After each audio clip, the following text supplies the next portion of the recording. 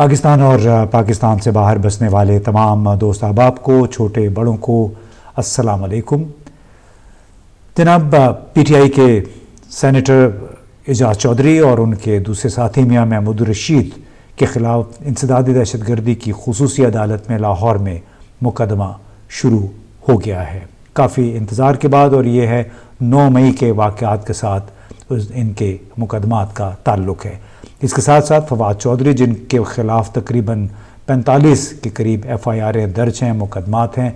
انہیں آج اسلام آباد میں پارا پولیس کی جانب سے وفاقی ایک خصوصی عدالت میں پیش کیا گیا، ڈسٹرکٹ جوڈیشل کمپلیکس میں، اور ان کے منہ پہ کپڑا ڈال کر، ہتھکڑی لگا کر عدالت میں پیش کیا گیا۔ فواد چودھری نے عدالت کے روبرو استدعا کی کہ سابق وفاقی وزیر ہوں اور سپریم کورٹ کا وکیل بھی ہوں، مجھے بڑے تضحیک آمیز طریقے سے عدالت لایا گیا ہے، مجھے میرے وکلاء سے ملنے کی اجازت دی جائے، جس پر عدالت نے انہیں اپنے وکیلوں سے ملاقات کی اجازت دے دی۔ اس کے ساتھ ساتھ آپ کو معلوم ہے کہ اور بھی بہت سارے مقدمات ہیں جو کہ کوٹ لکھپت جیل میں چل رہے ہیں، یہی 9 مئی کے واقعات کے حوالے سے، اور اب بڑے تسلسل کے ساتھ جو جلاؤ، گھیراؤ، توڑ پھوڑ کے واقعات ہوئے تھے جو قابل مذمت ہیں ہر حال میں، ان کے جو ذمہ دار لوگ ہیں ان کو سزا ضرور ملنی چاہیے، لیکن ایک مطالبہ یہ بھی ہے کہ یہ تمام مقدمے، جو پیشیاں ہیں، ٹرائل ہیں، یہ کھلی عدالت میں ہونے چاہیے، کیونکہ اگر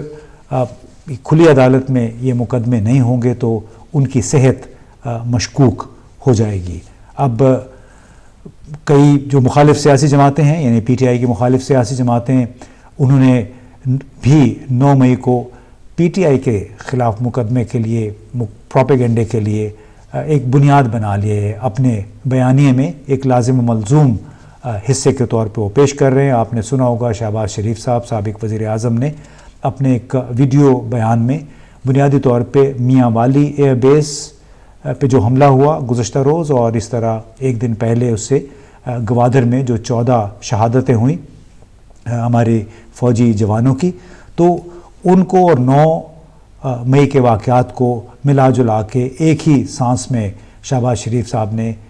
یہ معاملہ پیش کیا اپنے بیان میں، اور تاثر یہ دینے کی کوشش کی کہ جو لوگ 9 مئی کے واقعات میں ملوث تھے وہی لوگ دراصل ان مسلح افواج جو سیکیورٹی فورسز ہیں ان کے خلاف حملوں میں بھی ملوث ہیں۔ اب اس کی وجہ سے اب ایک منفی تاثر پیدا ہو رہا ہے، ہر گزرتے دن کے ساتھ جس قدر شد و مت کے ساتھ پی ٹی آئی کی تمام مخالف سیاسی جماعتیں اس کا ذکر کر رہی ہیں، اتنے ہی شکوک و شبہات بھی جنم لے رہے ہیں۔ کوئی بھی اس امر سے انکاری نہیں ہے کہ جن لوگوں نے غیر ضروری طور پہ جو جلاؤ گھیراؤ کیا، توڑ پھوڑ کی، قومی املاک کو نقصان پہنچایا، انہیں ضرور سزا دینی چاہیے، بالکل ایسے ہی جیسے امریکہ میں 6 جنوری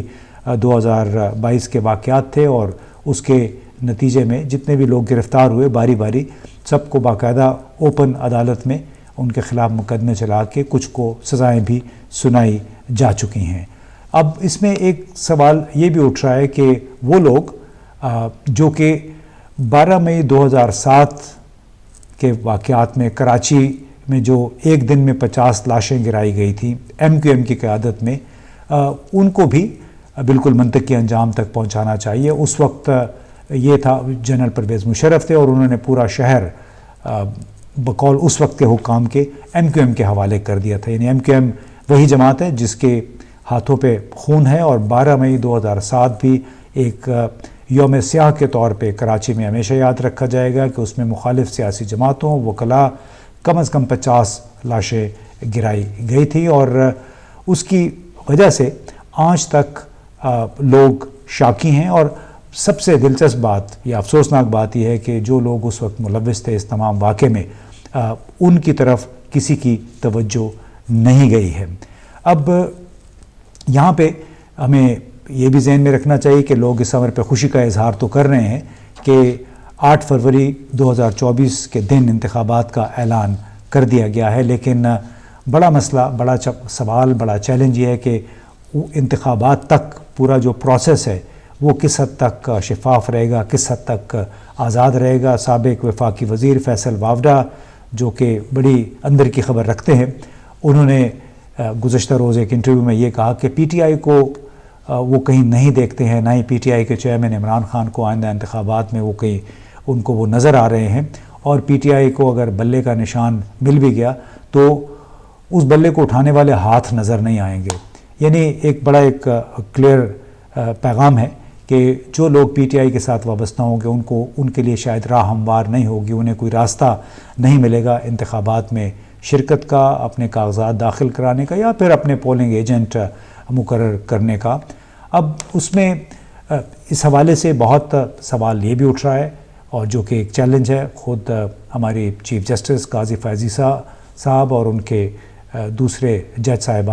ساتھیوں کے لیے، کہ اگر فوری طور پہ اس صورتحال کا دعویٰ نہ کیا گیا، پی ٹی آئی کو کوئی ریلیف نہ دیا گیا، تو پھر یہ آئندہ انتخابات کی حیثیت کیا ہوگی؟ اس لیے کہ دنیا کو دکھانے کے لیے انتخابات تو ہو جائیں گے، لیکن کیا وہ انتخابات عوام اور ہمارے ریاستی اداروں کو ایک دوسرے کے قریب لانے کا سبب بنیں گے؟ کیونکہ کسی بھی ملک میں استحکام، ترقی اسی وقت ہوتی ہے جب عوام اور ریاستی اداروں کے درمیان اعتماد کا رشتہ ہو، اور اسی بنیاد پہ حکومتی پالیسیاں بھی پھر قبول ہوتی ہیں یا قبول عام ہوتی ہیں، اور اس کے نتیجے میں ملک میں ایک طرف سیاسی رواداری، سیاسی استحکام، اور دوسری طرف اقتصادی ترقی، جتنا بھی ایکٹیویٹی ہوتی ہے، بزنس ایکٹیویٹی، وہ پھلتی پھولتی ہے۔ لیکن کیا موجودہ حالات میں ایسا ہو پائے گا؟ اور کیا جو بار بار یہ کہا جا رہا ہے کہ 2018 میں بھی پاکستان مسلم لیگ کے لیے ایسے ہی حالات تھے، تو میرے خیال میں تھوڑا سا انصاف سے کام لینا چاہیے۔ 2018 کے انتخابات سے پہلے جو صورتحال تھی، پی ٹی آئی کی صورتحال اس سے کہیں مختلف ہے۔ 2018 کے جب الیکشن ہو رہے تھے تو ٹھیک ہے، جنوبی پنجاب سے بہت سارے لوگ شامل ہو گئے تھے پی ٹی آئی کے ساتھ، ہیلی کاپٹر میں بھی لائے گئے،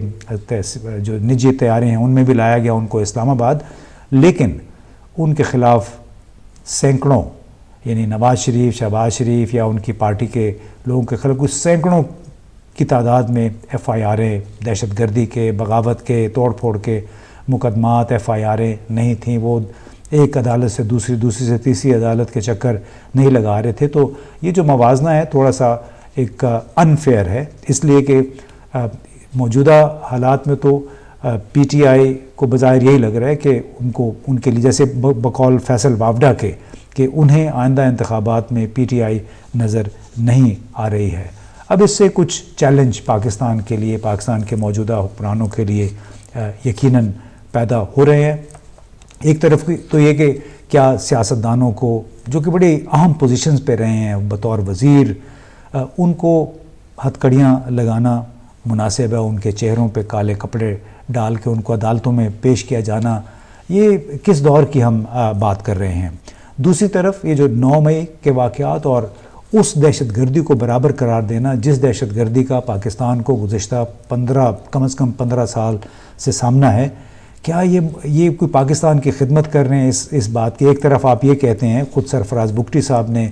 یہ کہا تازہ ترین بیان میں، کہ بلکہ جو بلوچستان حکومت کے ترجمان ہیں جان اچکزئی، انہوں نے بھی کہا، تو ملتی جلتی بات ہے کہ دراصل جو بلوچستان میں، گوادر میں اور خیبر پختونخوا میں جو واقعات ہیں، اس میں بھارتی انٹیلیجنس ایجنسیوں کا ہاتھ ثابت ہوا ہے۔ ان کے مطابق یہ ایجنسیاں اس میں شامل ہیں، اور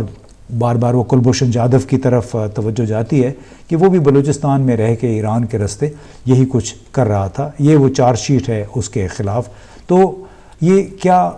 پی ٹی آئی کے مخالف سیاستدانوں کو یہ زیب دیتا ہے کہ وہ اس طرح کے ایک غیر ضروری طور پہ اپنے ہی ملک کا بیانیہ اس انداز میں کہیں کہ پی ٹی آئی اور ٹی ٹی پی کو اور جو بلوچ لبریشن فرنٹ ہے ان کو وہ ایک ہی قرار دے دیں؟ اس سے وقتی طور پہ تو آپ کسی کو خوش کر لیں گے، لیکن طویل المیعاد مڈ ٹرم میں خود نقصان آپ کا ہے، خود نقصان پاکستان کے بیانیہ کا ہے۔ دوسرا، پاکستان اس وقت جس صورتحال سے گزر رہا ہے اس کے لیے زخموں پہ مرہم رکھنے کی ضرورت ہے، دلوں کو جوڑنے کی ضرورت ہے۔ جیسے پی ایم ایل این کے سینیٹر مشاہد حسین صاحب نے بڑے ایک ٹی وی پروگرام کے دوران بڑی اچھی بات کہی کہ یہ صورتحال ایک قومی ڈائلاگ، قومی مکالمے کی اور مفاہمت کی متقاضی ہے، اور جو انہوں نے عمران خان کا نام تو نہیں لیا لیکن یہ کہا کہ قیدی نمبر 943